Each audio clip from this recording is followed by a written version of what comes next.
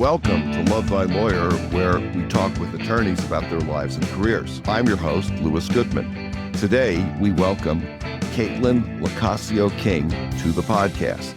Ms. LoCascio-King is an accomplished attorney with over 15 years of experience in business law and a decade in social media consulting. She is a member of the American Bar Association, where she serves on the Committee for Continuing Legal Education. She is a super lawyer's rising star. Her firm offers services in estate planning, elder law, and small business law. She's the founder of Modern Legal Marketing and a social media expert. Caitlin LoCascio-King, welcome to Love Thy Lawyer. Thanks for having me. It's a pleasure to have you. Where are you speaking to us from right now? I am coming to you live from the great state of Maine. Sometimes I like to say the southernmost Canadian province. I was at a conference recently and there were so many people that were like, oh, where are you from? And I'd say Maine, and just blank stares. So there's not many of us, but we do love living here. Well, I think you're the first attorney from Maine that I've had on the podcast. So welcome. Excellent. Can you tell us in your words what kind of a practice that you have? I would definitely say boutique. I am not a general practitioner. I don't want to be a general practitioner. I have a pretty diverse background, which serves me well. I interned at U.S. Attorney's Office. I interned at Legal Services for the Elderly, which was a clinic. And I worked in corporate in-house for 4 years, as well as working at a mid-sized law firm before opening my own practice. So that background really led me to what I do now, which is really two practice areas. I group estate planning and elder law together because they're very complementary, and then the small business side. And that's all I offer, and I'm very happy with that. Now, you also do a certain amount of media consulting, media coaching. Can you talk about that a little bit as well? Sure. So I accidentally fell into that world over 10 years ago. That was never the plan. Long story, very short, the elevator pitch, if you will, is that I connected with some Etsy sellers. I had a hobby and I was ordering supplies for a hobby. And I had always been on social media and they would put little packing slips in the orders. And they would say, tag our pictures on, at the time it was always Instagram. And I was like, oh, okay. So I would post some pictures and tag them. And I guess I can take a better picture than average. And I started doing that and I grew a little bit of a following. And then these Etsy sellers would reach out to me and say, hey, if we mail you some product, would you post pictures? And I was like, sure, that sounds great. And that's how I became friends with them. And then within about a year's time, I realized these were mostly women. And I realized they were incredible artisans, but they couldn't necessarily run a business. So I started helping them informally and really drawing upon my background as a business attorney, heavily drawing upon that background. And eventually, one day I woke up and I was like, I think this is more than just helping some people become friends. So I turned it into a real business. And in the first 5 years, cumulatively between small Etsy sellers, I helped them generate $13.5 million worth of sales. Wow. Average sale under $30. And from there, I expanded it into brick and mortar. A lot of law firms, a lot of our clients to this day are law firms. Because of what I do, we navigate, professional responsibilities. It's different for us. We have different obligations, what can and cannot be posted.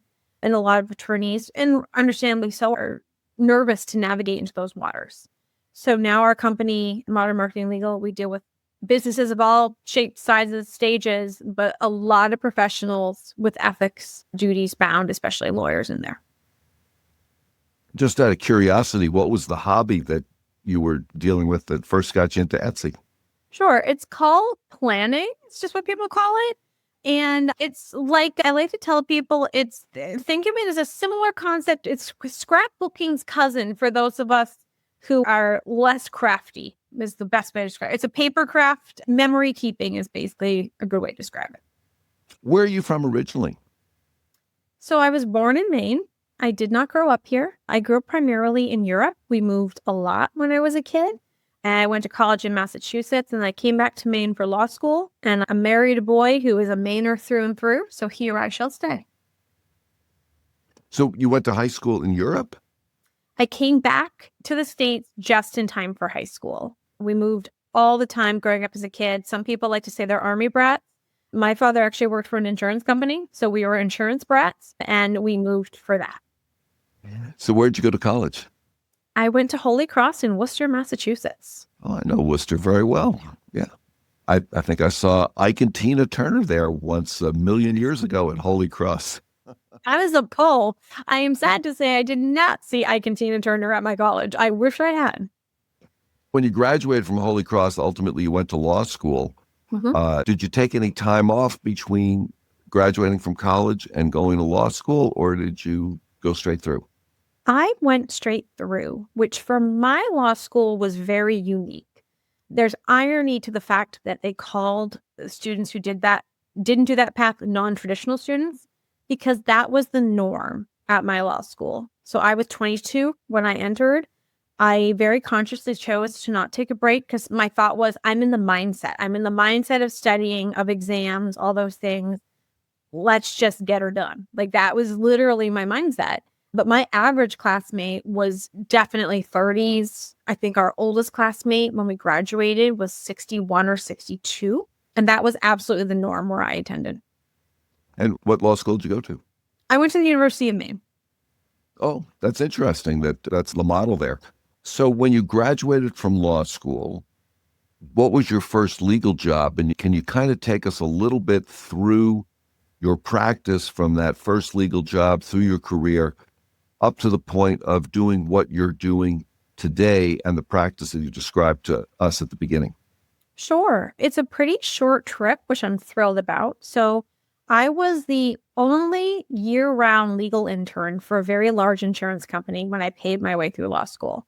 I worked in disability law, life insurance, and accidental death and dismemberment. That area got fun.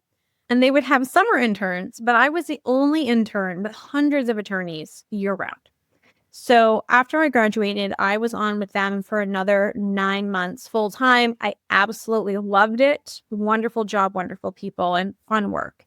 I dealt with all 50 states and territories. I can speak intelligently to you about rules in the Mariana Islands, and I really enjoyed it. But they didn't have an opening position for an associate attorney at that time. So I ended up then getting my first associate's job at a mid-sized law firm in Central Maine. And there I carried on. I was doing bankruptcy work, estate planning, elder law, small business law. And I was there about a year. And at that point, my husband and I had our first child. And I had, to this day, have a wonderful relationship with that old law firm. Staff, the principal attorneys there, we have a great relationship. But this was back in the Stone Ages of 2011. And I came to them with this crazy idea that we now call hybrid work. And I said, I can do everything I need to do, and I can be at court, and I can have all my client appointments. But could I have some work from home in between? And we respectfully agreed to disagree. It was definitely a more very traditional law firm. To be an associate, you needed to be there 7 to 7, Monday to Friday, 8 to 12, Saturday, Sunday, or you couldn't possibly do your job. And I just felt like, I think I can do differently. And it was important to me. So I left my job. I didn't steal a single file. I did it very ethically. And I started my law firm the spare bedroom. I started my law firm not only in the spare bedroom, but with a free filing cabinet we found on the side of the road. My husband power washed the rust off of it. Okay. And I had a 4-month-old. I had student loans. I had a car payment because I had to get to court in a reliable car. And it was sink or swim. I had to be profitable from month 1 or we were not going to make it. And that was terrifying, but it was all the motivation I needed. So fast forward, that was in May of 2011. So next month will be my 14th anniversary. And I love what I do, and I have never regretted that decision once. And so now I run 2 companies, and that very first legal assistant of mine is now a 14-year-old, and he's doing great, and he is very much not on my payroll. So that also works out well. When did you first start thinking about being a lawyer? I mean, was that something that was very early in your life, Or was it something that came later on where you decided, I want to be a lawyer? And then the second part of that question is, and at what point did you, really say, okay, I'm really going to do this. I'm really going to fill out the application, send in the money, and go to law school? And do all the things. It's funny. I have a coffee mug. I have a lawyer coffee mug from when I think I was in 8th grade. And my then best friend, I was living in England at the time. Her name was Stacy.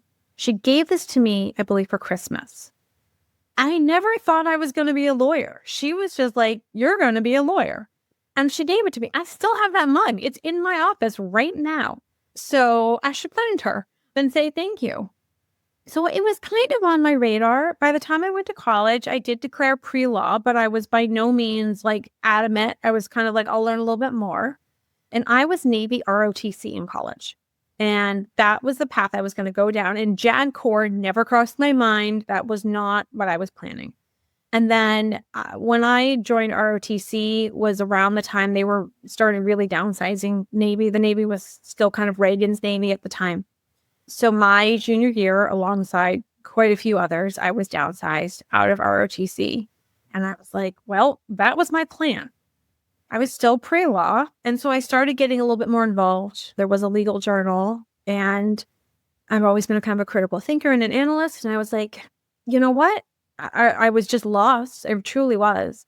And I was like, I think I can do this. And I just got involved a little bit more and more. And then, I was like, okay. And I took the LSAT and I did pretty well on that. And I said, okay, all right. I have this whole plan mapped out and that's not panning out right now.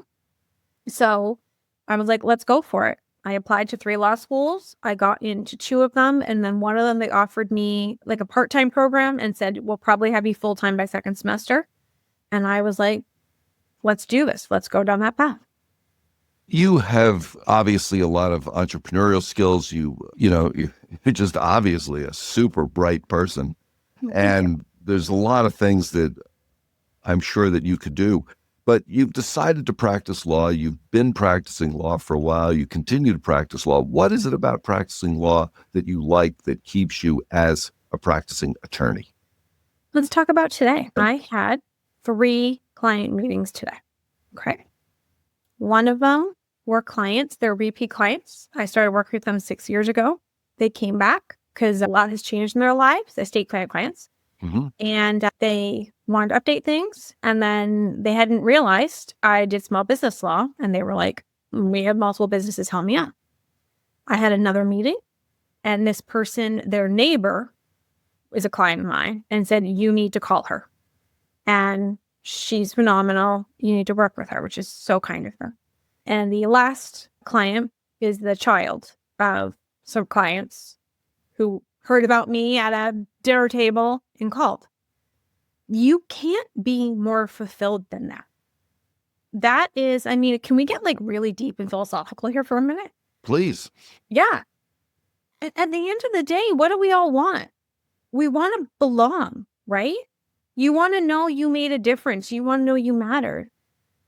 I think my proudest accomplishment in my law practice has nothing to do with the bottom line. Forget contributions to people, right? But if you're just looking at my practice, my number one proudest moment is I have never advertised. I've never paid per click. We are 100% referral based, and we get incredible amounts of clients coming to us based off my Google reviews, because my clients have been amazing and kind and written things, and they read those and go, that's my attorney. That's why I'm still doing it, because and it sounds so cliched, but I truly do get to make a difference. I feel very committed to pro bono work. That is something I've done my entire career and I will do forevermore that I am practicing. I do that largely with hospice patients and veterans. That's particularly where I focus that attention. But it's fulfilling and I get to see the difference that I am making. I was a litigator. I did that for 10 years. I have litigated thousands of cases. Was I successful? Yes. Was I fulfilled? No. Will I be going back to the courtroom? Heck no. I will not. It did serve me well. It really helped my family. It did what it needed to do. But as soon as I was able to get out of there, I got out of there. And now I have a second company, and my second company is doing very well. It's doing great. I haven't given up law for a reason, and I have no intention of doing so. I want to talk about your second company in just a minute. But first, I would like to ask you this. If a young person were coming out of college thinking about a career, would you recommend the law to them? Absolutely. If they're interested in it, sure. Absolutely. Well, let's talk about the second company. Tell us a little bit about that specifically. Sure. So the overarching company is called Modern Marketing Legal because when I formalized, I knew I wanted to work a lot with attorneys. Like I said, attorney marketing is, for a lot of people, not all, especially several years ago, was really limited to certain practice areas would utilize billboards, and many do very successfully, might I add. No shade being thrown at them. And very traditional marketing or no marketing at all. And a lot of lawyers in particular, they're good at their law practice. They're good at running that. But as each year goes by, and now we're in 2025, if you are not treating your practice like a business, you are missing the boat. And if you are not treating your business like a brand, then you are not running a modern company. And like I said, largely due to ethics rules, professional responsibility, kind of almost afraid of their own shadows, that was really stopping a lot of lawyers from entering into this. So I started doing a lot of speaking, a lot of teaching about that and growing our clientele. Now we largely operate under, which is technically our subsidiary. It's called Magenta Fusion Brandworks. But that's when we really expanded beyond just lawyers into all shapes and sizes. And for both our lawyers and non, we do branding, website development, and then social media and digital marketing. And it's a whole lot of fun. And I use my lawyer brain and lawyer training every single day in that. So the fact I can bring the two worlds together is really enjoyable and makes me love what I do. It's interesting that you say that you never advertised for your own practice, and yet you are in the business of helping other attorneys, I don't know, for lack of a better word, advertise. Well, I guess I should rephrase that and say I've never done paid advertising. I think that would be the way to do it. Like I said, I have invested lots of time and sweat equity into my Google Business Suite Google profile, and that pays great dividends. So, but in terms of paid advertising, I've never done it because I've never needed to. And that's absolutely something we teach clients about as well. And again, there's a time and a place for paid advertising. And for some of our clients, not really the lawyers, honestly, though. Other clients, we recommend it as a strategy for certain areas. But for us, I use those skills, and sweat equity, just not cash, has gone into building the company. If you were speaking to a group of lawyers, and ultimately that really is what you're doing right now on this podcast, is you're speaking to lawyers, what can you tell us as attorneys about what we should be doing in order to effectively build our brands as attorneys and effectively market ourselves, without putting our picture on the side of a bus? Right. And you know what? Some of those buses do really well for people in certain practice areas. I think it's really boils down to this. If you are not telling your own story, then either it's not being told or someone else is. That's, to me, what it really boils down to. So your voice is there. Claim it. Use it. Yes, we have to thread the needle more carefully than others. We do. Okay, that's part of our job and commitments. There are things we cannot say that other people throw around like no other. For example, most jurisdictions, we work with attorneys in currently right now, nearly all the states, and at one point or another, all of them. We can't say things necessarily like expert, right? Even specialize in is a hard one to do. There are rules about that. We have a lot of attorney-client privilege. A ton of our time is spent on helping our clients and forming SOPs and training them about how to handle online reviews, particularly negative ones. We have to be very careful about what we say and do not say, because we are bound by duty, whether they're writing good or bad things and whether or not they're, telling the truth or maybe slanting it a bit. So for lawyers, it's not a field of landmines. It's not. with the knowledge and tools and just understanding the rules, you can absolutely do this. You should be doing this, and it will benefit you for doing this. So can you talk a little bit more about what this is? So for most of our attorneys, I recommend to them, you don't need to be on all the platforms, just be on one of them, okay? Or one or two of them that are right for you in your practice. That's really where we start. And for a lot of them, LinkedIn is going to be a huge, fantastic opportunity for you.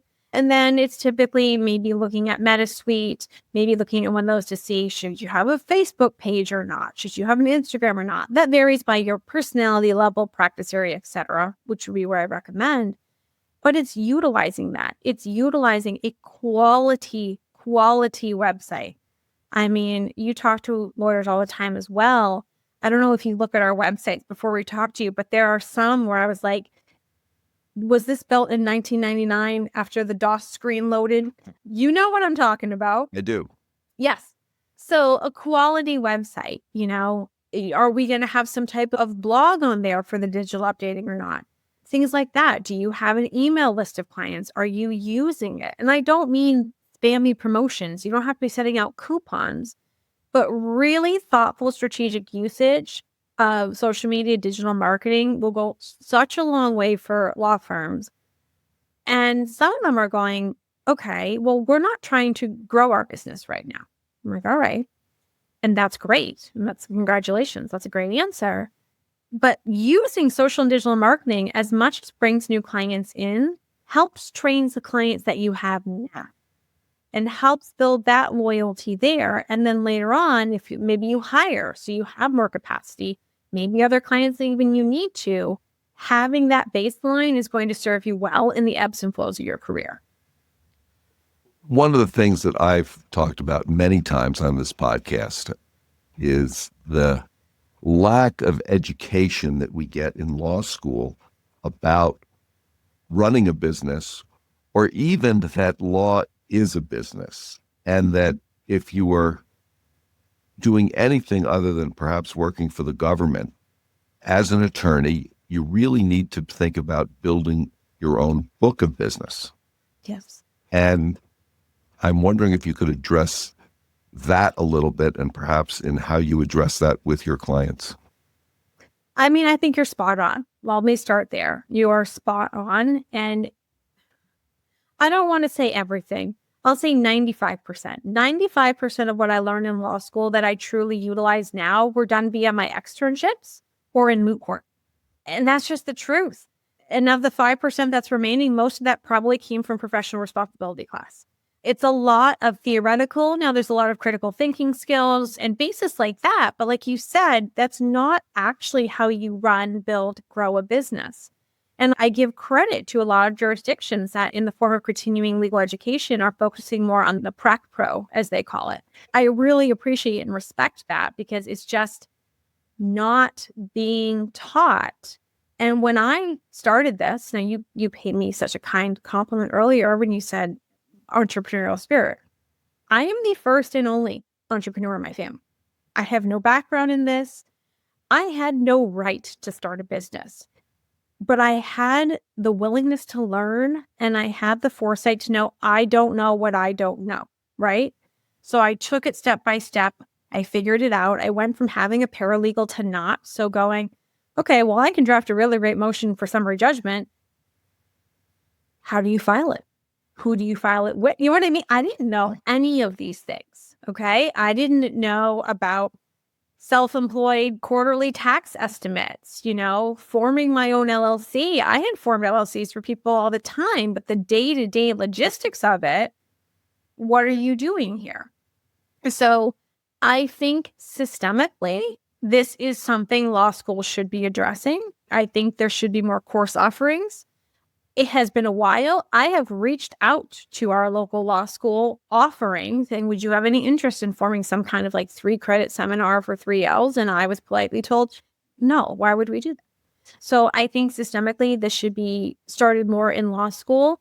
I think there should be more of this offered in the continuing legal education side. And I will give credit again to states that are doing that. I think that's a really good service you're earning or you're offering. And to lawyers and law firms out there, I think honestly, the biggest thing they need to understand is an awareness that they might not be aware of this lack and this dearth. And by having that, they are only going to improve their lives and their practice and their livelihoods. What do you think is the best advice you've ever received? Or what advice would you give to a young person just coming out of law school and starting a career? The best advice I ever received was from a friend of mine named Becky. And when I was teetering on what to do, like I said, I had a newborn. I had a law practice that I really liked and respected, but they just couldn't see eye to eye. And again, I had this newfangled idea about hybrid. And she told me that I would never regret choosing my family. And that's not a very law practice answer, but it's the best advice I have ever been given. And in terms of advice I would give now, kind of looking back, is do something that scares you, but it excites you. If you have something and you're scared to do it, but you're passionate about it, then do it. With the asterisks and footnote that figure out how to do it, right? A passion project is not the same thing as a business, but do it. And you need to be fulfilled in your career. If you are proverbially punching in and punching out every day and hating every second of it, where is that getting you? But if there's something that is inspiring you more, you're like, I really wish I could do that, but I can't. Well, why can't you? Literally write a list, literally write a list. Why can't you do it? Why does it excite you? And maybe start chipping away at the why you can and see if you can make it happen. I want to shift gears here a little bit. I'd like to know about your family. You've touched on your family. Talk a little bit about how your family life has fit into your career, how your careers fit into your family life, and then, some things that Caitlin does to get her mind off the law once in a while. What sort of recreational things that you do either for yourself or with your family? Sure. So I'm married. My husband is in the military. We have 4 children. We have 4 children in 5 years. Most people just walk in my house and feel tired, but we love it. I wouldn't change a thing. My children are 14, almost 13, almost 11, almost 9. And something I learned is that 3 is the maximum number of children to be socially acceptable. Once you hit 4, people just think you're Amish. Okay? They do. They just, like, when we walk into a restaurant, it's like the Duggar family walked in. Okay? They don't see a difference. And my husband are like, there's only 4. Like, it's only 1 over socially acceptable, but we're out. It's fine. And the funny thing is he literally can build furniture. So I guess we are Amish. I don't know. So they are our lives. So having a husband who worked nights, weekends, holidays, etc., I made the choice for me, because I'm crazy, that I was going to build not 1, but ultimately 2 businesses and have 4 children. And I wasn't going to use daycare. Not the easiest path we've ever picked. I don't regret it. I also didn't sleep for about 9 years. So my core office hours for years, like getting the behind the scenes work done, were like 9 p.m. to 2:30 a.m. And I'd be up with the kids at 6. And my husband, like I said, he worked primarily night shift for a long time. He would get home. So let's say we had 3 toddlers at the time. He'd get home from night shift. We'd get in the car. I would drive. He would sleep. We'd drive 2 hours to a courthouse. I wake him up. I'd go inside. I'd go to court. He'd hang out with the kids. And then we get back in the car, drive home. He'd sleep on the way home and go to work. And we did that for years. One of our favorite courthouses, it's the courthouse. So it's a district court and a superior court. And they're in front of the jail, okay, or the big county jail. And it's on this hill. And my toddlers while I was in the courtroom, would literally be like rolling down the hill. So we provided the prisoners with great entertainment on those days, as they'd just be running around like a Burger King crown rolling down the hill. So my kids have been to many courthouses. And so I made life work around it. I don't come from any kind of financial background. Everything my husband and I have, we earned it. I put myself through school. I worked through everything. And so I had to work. But I decided I was going to work and around my family. And when my last one went to kindergarten, it was a very hard day for me. And at the same time, I was like, I had 8:30 to 3 and I don't have to juggle kids. This is amazing at the same time. So that's kind of the background on my family. And what do I do for fun when not working? Professional taxi cab driver to sports. My oldest child is a very serious competitive gymnast. So that is a huge part of our life. I don't know how that happened. That wasn't the plan either, but it's a lot of fun. And then my husband and I and our best friends, we have 2 really ride or die best friends. We get together every week. We call it Sunday supper. We do this without fail. It's a big homemade meal here and game night. Shout out to anyone watching who loves cribbage or Rubik's, 2 of our favorites. And the 4 of us like to travel when we can. So growing up in Europe, I have checked a lot of country boxes in my life. My best friends and my husband, not so much. So it's fun for us to travel to places none of us have been to, as well as, like this fall for my husband's 40th birthday, we're going to be going. He wants to see Normandy. He's always wanted to see Normandy. I've been to France many, many times. So I'm actually really looking forward to that, to kind of sharing something I know well with them. Is there somebody, either out of the historical past or someone who's alive, who you would like to meet? Oh, gosh. Someone who I've never met before? Well, okay. If someone was that impressive and you'd like to see them again, who was that? Oh, I mean, that answer would be easy. That would be my Nana, one of my grandmothers. That is such a great question. And you're talking to a history nerd here. So that's a really challenging one. I mean, I'd be scared to death that he would cut my head off, but Henry VIII definitely comes to mind there. That is a character who I would love to have met circa all 6 of those wives. There's just so many people. I mean, if you could give me a superpower, that might be one of them, honestly. That might be what I pick, is to be able to go back in time and to meet some of these foundational people. Some of them who don't even have names. Who's the Phoenician who figured out the alphabet, okay? That is someone that comes to mind. Seeing the monks who just transcribed and are the reason we have books. I mean, can you imagine talking to brother, who knows what his name was, who started that? I think that would be amazing. Let's say you and your husband came into some real money, let's say $3 or $4 billion. What, if anything, would you do differently in your life?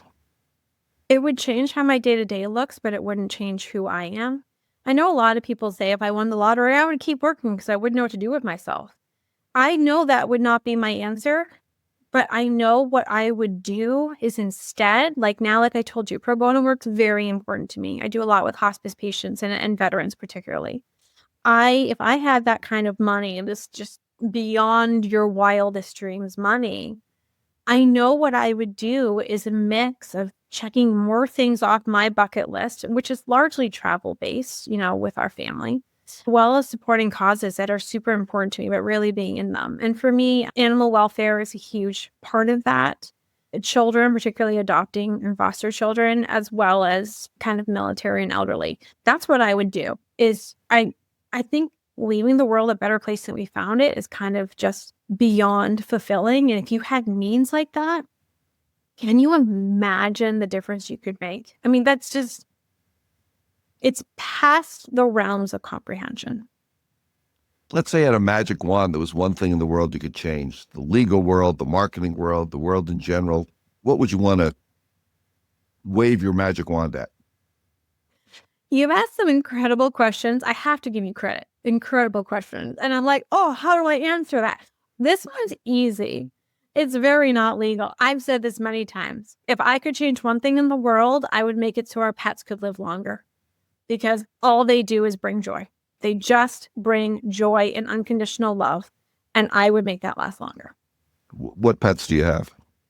Currently we have 2 pound mix rescues. I have an almost 60-pound Beagle mix rescue, and I have a whopping 8-pound. It's a Chihuahua Dachshund mix. They're called Chiweenies, little rescue, Lady and Winston. And we are the proud owners of 3 barn cats, which are the greatest thing in the world. Let's say you had a Super Bowl ad. Somebody gave you 60 seconds on the Super Bowl to say anything you wanted to a really big audience. what would you want to say? Pay it forward. That's the easiest question. I cannot tell you the power of small acts of kindness. Things that don't cost you anything, that don't take any time. Hold the door for the person behind you. That's it. Just hold the door. If you walk past someone on the sidewalk, smile. Just the little things can have such an impact. They may be having a terrible day, and you might just, in that tiny little nothing act, restore their faith in humanity. Or maybe you hold the door for someone, and they hold the door for someone. And it's just this amazing trickle-down effect that costs you nothing. Like, that, to me, is so huge. Something my husband does everywhere we go. You see, it's usually men, but not always. They have a veteran hat on or something like that. Every single one of them he walks by, he'll just say, "Thank you for your service," and keep walking. That's it. That's all he says. He has brought grown men to tears just saying that. So that's what I would say to people. Just do something that easy. Caitlin, if somebody wants to get in touch with you for your practice, for your business, for advice, what's the best way to do that? I think for your audience here, the best way would probably be via LinkedIn. Now, I have a crazy name. There is only one of me in this world. So it's Caitlin, which is CAITLIN. And my last name is LoCascio-King, which is LoCascio-King, KING. And you can find me right there on LinkedIn. I'm extremely active on LinkedIn, professionally and personally. And it's a great way to get hold of me. Caitlin, is there anything that you'd like to talk about, anything at all that we haven't touched on that you'd like to talk about? Just thank you for having this podcast. We were introduced via, can I say a mutual friend? Sure. Well, I'm going to say mutual friend. A good friend of mine and someone he had the privilege of meeting just a few months ago. And the minute she told me the name of your podcast, I was like, I'm in. I didn't know anything about you. I didn't know your story. I didn't know your background. I knew the name of your podcast, and I was like, our profession needs more of him. So thank you for doing this. I hope you do it for a real long time. And thank you. That's all I have to say. Caitlin LoCascio-King, thank you so much for joining me today on the Love Thy Lawyer podcast. It's been a pleasure to talk to you. Thanks for having me. That's it for today's episode of Love Thy Lawyer. If you enjoyed listening, please share it with a friend and follow the podcast. If you have comments or suggestions, send me an email. Take a look at our website at lovethylawyer.com, where you can find all of our episodes, transcripts, photographs, and information. Thanks to my guests, and to Joel Katz for music, Brian Matheson for technical support, Paul Roberts for social media, and Tracy Harvey. I'm Lewis Goodman.